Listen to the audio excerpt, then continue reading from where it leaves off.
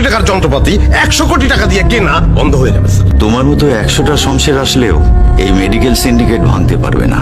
কোনো কিছুই চেঞ্জ হবে, চেঞ্জ হবে। খারাপ লোকগুলো ভালো জায়গায় বসে আছে। এই লোকগুলোরই সামান্য হাঁচি কাশি পেট ব্যথা হলে বিদেশ চলে যায় ট্রিটমেন্ট নিতে। India, Thailand, Singapore. ওদেরকে থামাতে হবে, ওদেরকে বলতে হবে যে কোথাও যেতে পারবি না, চিকিৎসা করাতে তুই কোথাও যেতে পারবি না, এই দেশে তোর চিকিৎসা হবে।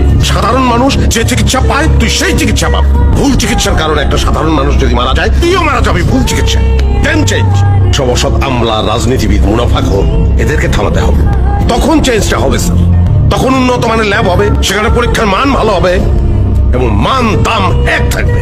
ডাক্তার নার্সদের রাজনীতি বন্ধ হবে, ওষুধ কোম্পানিগুলোর অ্যাগ্রেসিভ মার্কেটিং বন্ধ হবে। তখনই চিকিৎসা কর্মীদের নিরাপত্তা নিশ্চিত হবে। 1 কোটি টাকার যন্ত্রপাতি 100 কোটি টাকা দিয়ে কেনা বন্ধ হয়ে যাবে স্যার। চেঞ্জ হবে। সরি স্যার, এক্সাইটেড হয়ে গেলাম। একটা সিস্টেমের আমূল পরিবর্তন করতে হইলে একটা না একটা সময় আমাদের সরকার প্রধানদেরকে খুব কঠোর হইতে হবে, কারণ কঠোরতা ছাড়া কোনো কালেই উন্নয়ন সম্ভব হয় নাই। আমরা যদি আমাদের আশপাশের অন্যান্য দেশের উদাহরণ দেখি, আমরা যদি মালয়েশিয়ার উদাহরণ দেখি, আমরা যদি ইন্দোনেশিয়া, থাইল্যান্ড, সিঙ্গাপুর এদের উদাহরণ দেখি, আমরা একই সময়ে স্বাধীন হয়েছি, কিন্তু এরা অনেক ব্যক্তিগত উন্নয়ন করছে যেটা আমরা করতে পারি নাই।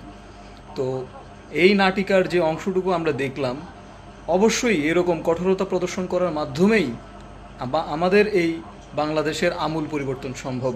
এছাড়া তুলু করে কোনোভাবেই সম্ভব নয়।